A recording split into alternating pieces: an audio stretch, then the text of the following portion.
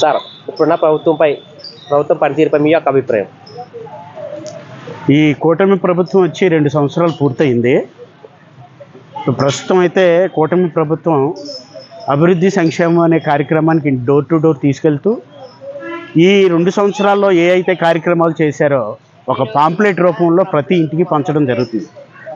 అంటే మేము ఈ 2 సంవత్సరాల్లో సూపర్ 6 అనే కార్యక్రమాన్ని మేము కూటమి ప్రభుత్వం అధికారంలోకి వచ్చిన తర్వాత ఈ కూటమి ప్రభుత్వం చేసినటువంటి సూపర్ 6 అమలు చేస్తున్నటువంటి తీరులో ఎన్నైతే అమలు చేశామో అమలు చేసినటువంటి కార్యక్రమాలన్నీ ఒక పాంప్లెట్ రూపంలో వేసి డోర్ టు డోర్ పంచడం జరుగుతుంది.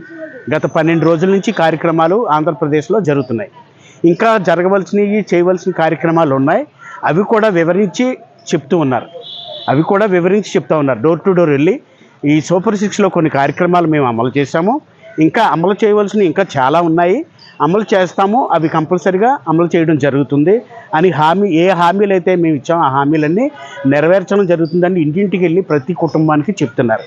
ఇది ప్రస్తుతం ప్రభుత్వం తీసుకున్నటువంటి మేము చూస్తూ ఉన్నాం. ఎందుకంటే మా ఇంటికి కూడా వచ్చి మీకు ఏ పథకాలు అందాయి, తల్లికి వందనం అందిందా, ప్రతి నెల 1వ తారీఖున 7 గంటల లోపే పెన్షన్ ఇస్తున్నారా, లేదా ఈ వివరాలన్నీ గ్యాస్ డబ్బులు పడుతున్నాయా, ఇవన్నీ వివరాలన్నీ అడిగి తెలుసుకుంటున్నారు.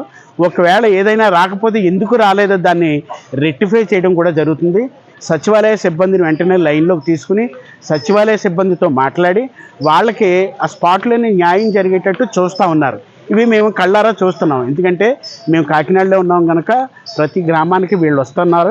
మా ఇంటికి కూడా వచ్చి అక్కడ 2-3 ప్రాబ్లమ్స్ ఉంటే, అంటే తల్లికి వందనం ఒక 2 పిల్లలు ఉంటే ఒక పిల్లకి పడింది, ఒక అబ్బాయికి పడలేదు.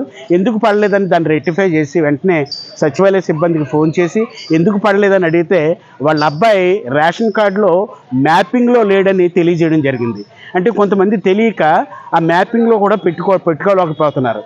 అంటే సిబ్బందిని అడిగితే చెప్తారు, కానీ కొంతమంది మాకు పడలేదు అంటున్నారు. కానీ ఎందుకు పడలేదు అనే దాన్ని వాళ్ళు తెలుసుకోలేకపోతున్నారు. అదేవిధంగా గ్యాస్ డబ్బులు అందరికీ పడుతున్నాయి. ఇవి నాకు పడింది, గ్యాస్ డబ్బులు అందరికీ పడుతున్నాయి. 1 నెల పడుతుంది, 1 నెల పడతలేదండి, 2 నెలలు పడలేదండి అంటూ ఉన్నారు. కానీ ఎందుకు పడలేదని సచివాలయ సిబ్బందిని అడిగితే దానికి సంబంధించినటువంటి డిపార్ట్మెంట్ ఉంది కలెక్టర్ ఆఫీస్లో, అక్కడికి వెళ్ళి అడిగితే, లేదంటే గ్యాస్ కంపెనీకి దగ్గరికి వెళ్ళి అడిగితే వాళ్ళు క్లియర్గా చెప్తారు ఎందుకు పడలేదనేది. అంటే ఈ సమస్యలన్నీ రెక్టిఫై చేసుకుంటే అందరికీ కూడా ఈ సంక్షేమం ఫలాలు అనేవి అందుతాయి. కానీ కొంతమంది తెలియక అందట్లేదు. సచివాలయ సిబ్బందిని ఎప్పుడైనా సరే మనం మీట్ అవ్వాలి. సచివాలయ సిబ్బందిని మీట్ అయితే మనకు కావాల్సినటువంటి ప్రభుత్వం ఇస్తున్నటువంటి పథకాలన్నీ మనకు అందుతాయి. ప్రస్తుతం అయితే ప్రభుత్వం పనితీరు బాగుంది, బాగా చేస్తున్నారు. ఇంకా రావాల్సినటువంటి 3 సంవత్సరాల్లో జరగవలసిన 3 సంవత్సరాల్లో కూడా ఏ అయితే హామీలు ఇచ్చారో ఆ హామీలు కూడా నెరవేర్చడం జరుగుతుందని ప్రభుత్వం చెప్తుంది. ప్రభుత్వం బాగుంది, మంచి ప్రభుత్వం.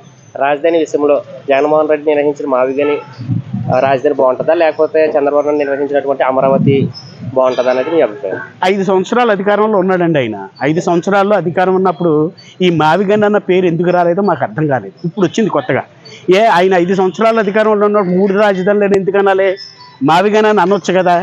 ఆయన అధికారంలో ఉంటే ఒక తీరు, ఆయన అధికారంలో లేకపోతే ఒక తీరు. ఆయన ఎప్పుడు ప్రజల్ని ఇబ్బంది పెట్టాలని చూస్తాడు, కానీ ప్రజల్ని ఒక బంధాలో నడిపించాలి, ప్రజలకు సంక్షేమం ఇవ్వాలి, ప్రజలు అభివృద్ధి చేయాలి, ఆంధ్రప్రదేశ్ని అభివృద్ధి పరచాలి, పథకాలు కంపెనీలు తేవాలి, కంపెనీలతో అభివృద్ధి అవుతుంది అనే ఆలోచన ఉండదండి ఆయనకి. ఎప్పుడు ఆయనకి రఫ కావాలి, జనాలను ఎలా నాశనం చేయాలని చూస్తూ ఉంటాడు. ఈయనకి అంతా అదో టైపు మైండ్ అయింది. ఆయన మైండ్ తీసుకున్నాం అనుకోండి, ఆంధ్రప్రదేశ్ అంటే నా ఉద్దేశ ప్రకారంగా అయితే ఇప్పుడు గవర్నమెంట్ మారింది కనుక సరిపోయింది. ఆయనే కంటిన్యూ అయ్యి ఉంటే ఆంధ్రప్రదేశ్ ఆల్రెడీ 10 సంవత్సరాలు వెనక్కి వెళ్ళింది, ఇంకొక 10 సంవత్సరాలు వెనక్కి వెళ్ళింది, ఒక 20 సంవత్సరాలు వెనక్కి వెళ్ళింది. కానీ ఆయన రాకుండా దేవుడు పైన ఉన్న భగవంతుడు మంచి పని చేశాడని మేము అందరం అనుకుంటున్నాం. ఇద్దరులో ఎవరు బెస్ట్ అంటారండి? చంద్రబాబు నాయుడు విజనరీ లీడర్ అండి. ఆయన విజన్కి ఎవరు సరిపోరు. ఆయన ఎప్పుడో ప్రధానమంత్రి అవ్వాల్సిన వారు వాజ్పేయి గారు ఉన్నప్పుడే రమ్మన్నారు ఆయన్ని. కానీ ఆంధ్రప్రదేశ్ అభివృద్ధి చెందాలి, ఆంధ్రప్రదేశ్ బాగోవాలి, ఆంధ్రప్రదేశ్ అంటే నా ప్రజలు అభివృద్ధి చెందడమే నాకు కావాలని చెప్పి ఆయన ఎప్పుడో తునప్రాయంగా వదిలేశాడు ప్రధానమంత్రి పదవిని. వాజ్పేయి గారు ఉన్నప్పుడే వదిలేశాడు ఆయన పదవిని. కానీ నాయకుల్లో చెప్పాలంటే ఆయన తర్వాత ఎవరైనా విజనరీ నాయకుడు అంటే చంద్రబాబు నాయుడు గారు అంత ముందు చూపు ఉన్నటువంటి నాయకుడు. ఆయనకు తోడు ఇప్పుడు అగ్నికి ఆజ్ఞలాగా ఇప్పుడు నారా లోకేష్ గారు కూడా ఆయన ఐటీ మినిస్టర్గా, అదేవిధంగా ఈ స్కూల్స్ మినిస్టర్గా విద్యాశాఖ మినిస్టర్గా ఆయన పనితీరు మాత్రం 100కి 100 మార్క్స్ వేయాలి. ఎందుకంటే కొంతమంది తెలియని వాళ్ళు ఏమనుకుంటున్నారంటే ఏదో జరగలేదు అనుకుంటున్నారు. కానీ గవర్నమెంట్ స్కూల్స్కి వెళ్ళి చూడండి, అంతా గవర్నమెంట్ స్కూల్లో ఎలా ఉందంటే ఒక కాన్వెంట్లో లేని ఫెసిలిటీస్ కూడా ఇప్పుడు గవర్నమెంట్ స్కూల్లో ఉన్నాయి. మొత్తం టోటల్ ఆండ్రాయిడ్ టీవీల మీద క్లాసులు చెప్తున్నారు. ఇప్పుడు ఆ పరిస్థితి మార్పు వచ్చింది. ఇప్పుడు స్కూల్స్లో కూడా మార్పు వచ్చింది. అందుకే పోయినసారి 10th క్లాస్ మార్కులు లిస్ట్ 10th పాస్ అయిన వాళ్ళని పేపర్లో ప్రకటించడం జరిగింది. ఒక ప్రైవేట్ స్కూల్లో లాగా ఫస్ట్ వచ్చారంటే ఎంతమంది ఫస్ట్ వచ్చారు, ఎంతమంది సెకండ్ వచ్చారు అనేది కూడా పేపర్లో ప్రకటించడం జరిగింది. అదే ఆయన పనితీరుకు నిదర్శనం. డిఎస్సి పేపర్ లీకేజ్ అని చెప్పేసి ఈ మధ్య అదంతా అపోహ అండి. డిఎస్సి పేపర్ లీక్ అయిందని చెప్పి వీళ్ళందరూ ఉద్యోగాలు వచ్చేసిన తర్వాత ఎవరి ఉద్యోగాలు హాయిగా చేసుకున్న తర్వాత ఏదో ఒక లింక్ పెట్టాలి, ప్రజల్ని తప్పుదోవ పట్టించాలి, ప్రజల్ని మభ్య పెట్టాలి, ఈ ప్రభుత్వం మీద బురద చల్లాలి. ఎప్పుడూ ఆయన అంతేనండి. ఇంకా ఆయన మారడం, ఈ జన్మలో సీఎం అవ్వడం.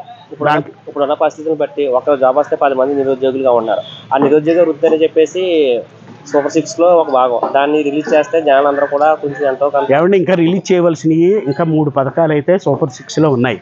1 నిరుద్యోగ భృతి, 2 ఆడబిడ్డ నిధిని 1500 వేస్తా అన్నారు, ప్రామిస్ చేశారు, ఇస్తారు.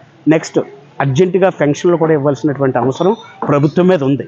ఇంకా చాలామంది ఎదురు చూస్తున్నారు. అంటే వయసు అయిపోయిన వాళ్ళు 60 దాటిన వాళ్ళు చాలామంది ఎదురు చూస్తున్నారు. కొన్ని గ్రామాల్లోకి వెళ్తే బాబు పెన్షన్ ఎప్పుడు వస్తుందండి, పెన్షన్ ఇస్తే ప్రభుత్వానికి మంచి పేరు వస్తుంది. Pension first of all pension, తర్వాత ఆడబిడ్డ నిధి నెలకు 1500 ఇస్తాను.